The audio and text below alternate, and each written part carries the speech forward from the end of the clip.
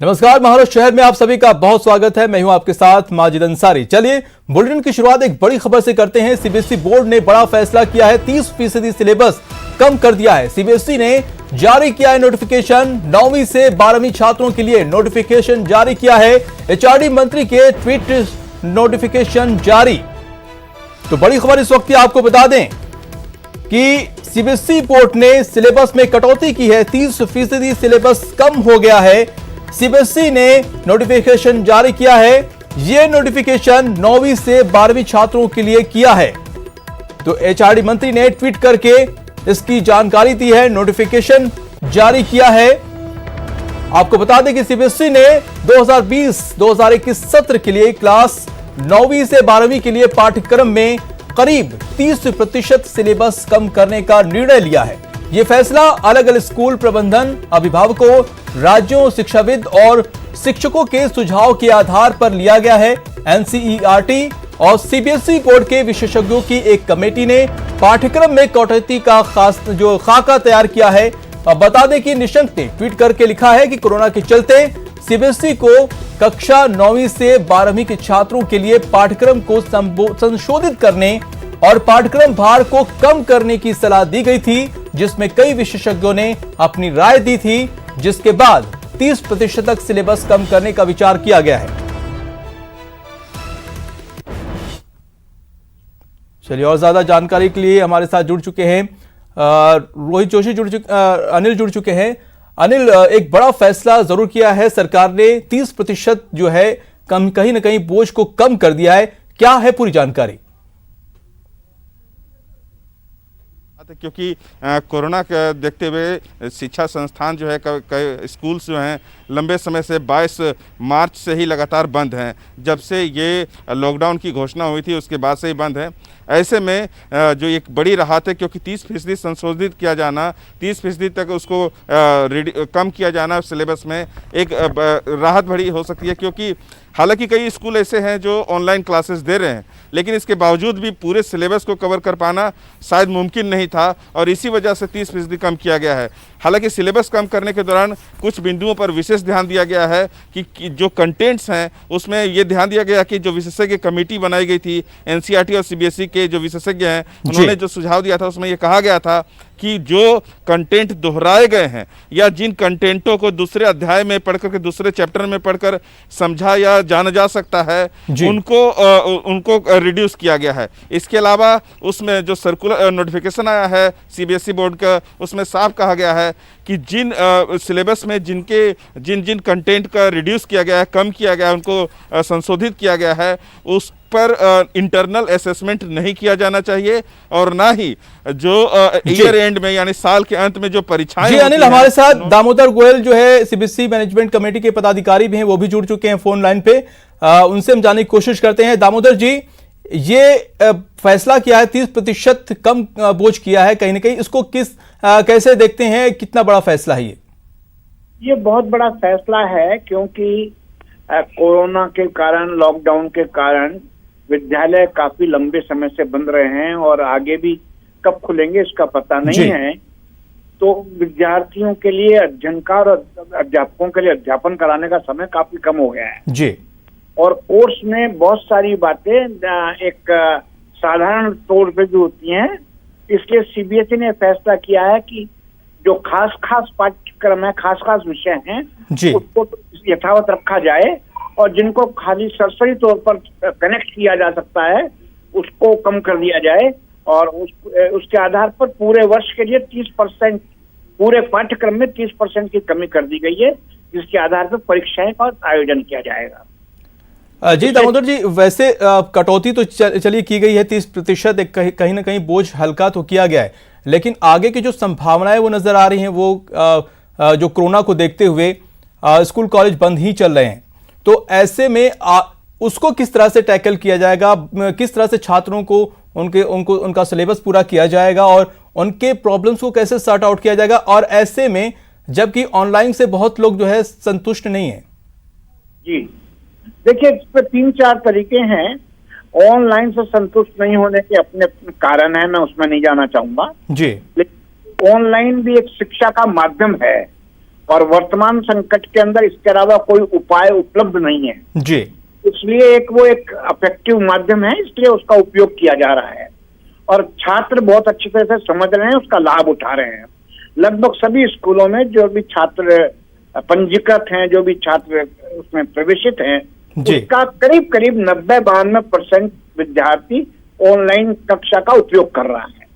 लेकिन ये बात तय है कि जो फेस टू फेस क्लास होती है जिसमें इंटरेक्शन होता है, जिसमें क्लास की फील आती है, वो ऑनलाइन वो चीज नहीं हो पाती। जी बिल्कुल, वो चीज नहीं हो पाती। दामोदर जी, हमारे साथ रोहन जोशी जो शिक्षाविद हैं वो भी जुड़ चुके हैं, उनके पास चलते हैं। रोहन जी, 30% जो है भार कहीं ना कहीं छात्रों के कम कर दिए हैं सिलेबस में, इसको आप कैसे देखते हैं और कोरोना संकट को देखते हुए, जबकि अभी स्थिति सामान्य होती नजर नहीं आ रही?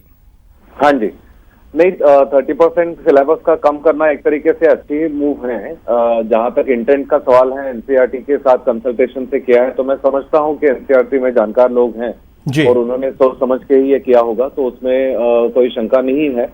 सवाल आगे वाला ये आता है कि आज टीचर्स और स्कूलों में, पर्टिकुलरली प्राइवेट स्कूलों में भी और गवर्नमेंट स्कूलों में भी, जब एनसीईआरटी सिलेबस कम करती है तो स्कूलों का फिर बाद में जाकर के ये काम होता है कि उसको चैप्टर्स में और जो बुक्स में से हैं उसकी कौन सी कॉन्सेप्ट एक्चुअली क्लास में पढ़ानी है जी। तो एनसीईआरटी कह रहे हैं कि कोर कॉन्सेप्ट साथ वही रखेंगे, लेकिन उसके से जुड़ा हुआ लेकिन एग्जैक्टली क्या कम करेंगे ये उन्होंने क्लियर नहीं किया है। तो कोर कॉन्सेप्ट रहेंगी, ये बात तो सीधी है, लेकिन उसके बाद में जो किताबें बनती है ऑनलाइन, जो अभी टीचर्स यूज करने के लिए कंटेंट बना रहे होंगे बच्चों के लिए, वो जो बनता है वो बनने में इसमें कठिनाइयां आ सकती हैं, ये मैं देख रहा हूं। इससे पहले भी प्रिंसिपल से बात हुई है तो वो भी इसी दुविधा में पड़े हुए हैं कि एग्जैक्टली हम किस तरीके से उसे एडजस्ट करें। आप जैसे पहले कह रहे थे कि बच्चों को थोड़ा सा ऑनलाइन एंगेज रखना और बच्चों को पढ़ाना, इसी में बहुत सारी स्कूलें अभी थोड़ी सी मुश्किल में हैं जी। एफर्ट्स तो चल रहे हैं, गवर्नमेंट के भी चल रहे हैं और छोटी छोटी प्राइवेट स्कूलों के भी चल रहे हैं, बड़े स्कूलों के भी चल रहे हैं जी। लेकिन मुझे लगता है कि टीचर्स की कैपेसिटी बिल्डिंग होनी पड़ेगी इसके साथ साथ, और उसके लिए भी एनसीईआरटी ने कुछ स्टेप्स लेने चाहिए। एससीईआरटी भी ले सकते हैं, हर एक राज्य में बने हुए हैं, तो उनके तहत थोड़ा सा टीचर कैपेसिटी बिल्डिंग करना होगा, नहीं तो सिर्फ 30% सिलेबस कम होगा इस तरीके से अनाउंस करके जी, उसका एक्चुअल इम्प्लीमेंटेशन नहीं हो पाएगा जी। आप रोहन जोशी, ये आप कह रहे हैं कि एक तो इम्प्लीमेंटेशन सही से नहीं हो पा रहा और क्लियर भी चीजें नहीं है कि क्या चीज कम की जा रही है। दूसरी एक चुनौती सामने ये आ रही है कि बहुत से लोग, जैसे हम बहुत से कवर कर रहे हैं इस पे, तो जो छात्र हैं वो एक तरफा एजुकेशन से संतुष्ट नजर नहीं आते हैं, जबकि क्लास की बात की जाए तो जाहिर सी बात है कि वहां पे आमने सामने इंटरेक्शन होता है तो उनके क्लियर हो जाते हैं कॉन्सेप्ट। हाँ जी, अभी जैसे दामोदर जी कह रहे थे उनके साथ मैं सहमत हूँ। अभी फिलहाल देखिए सिचुएशन ऐसी है कि ये एक अनप्रेसिडेंटेड सिचुएशन है, इससे पहले कभी हुई नहीं थी जी। तो ऑनलाइन एक ही माध्यम है हमारे सामने आज जो एटलीस्ट अवेलेबल है।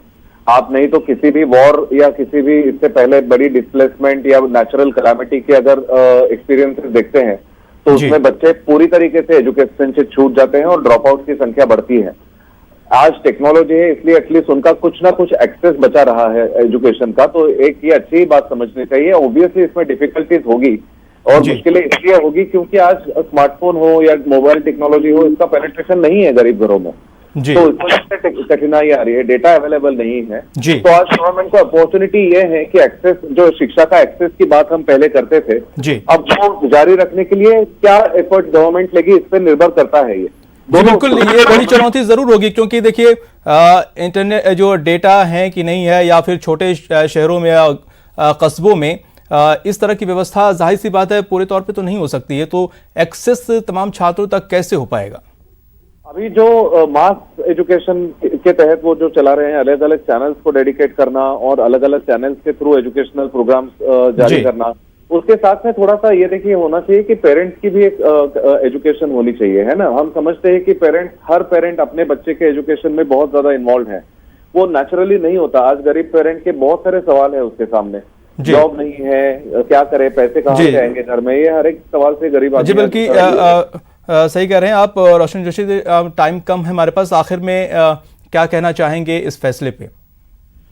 अच्छा फैसला है, सीबीएसई बस उसको एक तरीके से उसके आगे भी इंस्ट्रक्शंस दे, उसके आगे थोड़ा सा टीचर्स की कैपेसिटी बिल्डिंग के भी बारे में सोचे, तो ये अच्छे तरीके से इंप्लीमेंट होगा। बच्चों के लिए आज बर्डन कम होना ये एक अच्छी बात है जी। बिल्कुल, शुक्रिया तमाम जानकारी के लिए। दामोदर गोयल जी हमारे साथ जुड़े हुए हैं। लास्ट में आप क्या कहना चाहेंगे इस फैसले पर? मैं ये कहना चाहूंगा, अभी अभी सीबीएसई ने अपनी वेबसाइट पे रिवाइज कोर्स अपलोड कर दिया है और उसमें उन्होंने बता दिया है कि कौन सा कोर्स कम किया है, नंबर 1। जी। नंबर 2, ये बड़ी अजीब सी बात है कि चुनाव जीतने के लिए राजनीतिक पार्टियां अपने घोषणा पत्र में लैपटॉप और मोबाइल देने की बात करती है, और इस समय कोरोना के संकट काल में गरीब बच्चों के लिए और गरीब परिवारों के लिए सरकार मोबाइल फोन और स्मार्टफोन क्यों नहीं उपलब्ध करा रही? जी बिल्कुल, एक बड़ा सवाल जरूर है कि राजनीतिक बातें बहुत होती हैं लेकिन लैपटॉप मोबाइल उपलब्ध नहीं करवाते। बहुत शुक्रिया तमाम जानकारी के लिए दामोदर गोयल जी। और हमारे साथ अनिल भी जुड़े हुए हैं, लगातार जानकारी हमारे तक पहुंचा रहे हैं।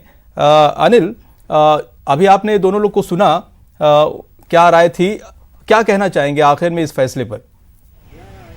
जी, मैं आपको बताना चाहूँगा ये जरूर एक काफ़ी बड़ा फैसला है, अहम फैसला है, खास करके जिस तरह से पेंडेमिक हुआ और लोगों के पास जो शिक्षा व्यवस्था है वो दूर हुए।